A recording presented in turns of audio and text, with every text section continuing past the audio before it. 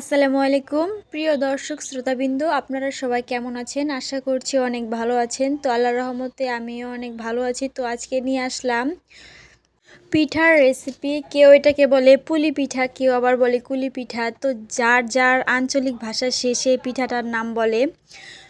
তো নাম যেটাই হোক, কিন্তু পিঠাটা খেতে খুব সুস্বাদুময় একটি পিঠা। তো সবারই এটা ভালো লাগবে। তো ভিডিওটি স্কিপ না করে পুরো ভিডিওটা দেখুন। তো আমি এখানে চাল নিয়ে নিচ্ছি 1 কেজির বেশি, 1 কেজি 1 পোয়া। তো কাপ দিয়ে মেপে মেপে দিচ্ছি, কারণ চাল যত কম হবে তত ভালো হবে ভাজাটা।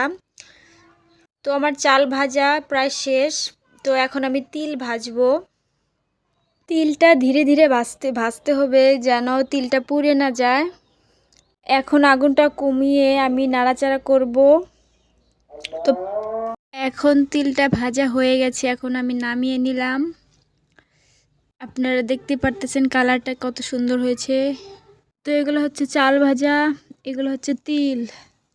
এখন নারিকেল ভাঙার পালা। তো নারিকেল কিভাবে বের করব দেখেন। খুন্তির সাহায্যে নারিকেলগুলো বের করে নিচ্ছি।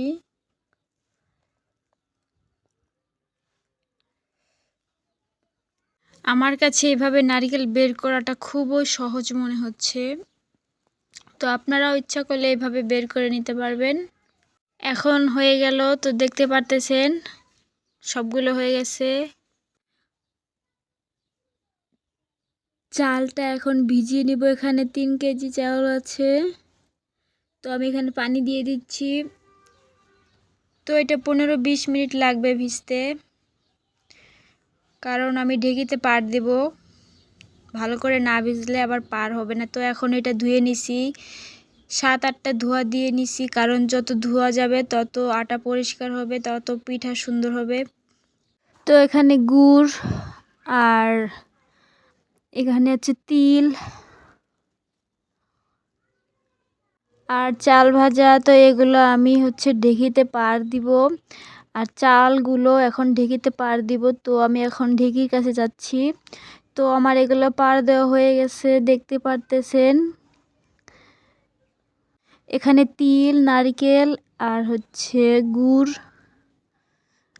আর এই যে আটা। তো আমি এখন পাতিলে পানি দিয়ে নিচ্ছি আটা খুমির করার জন্য।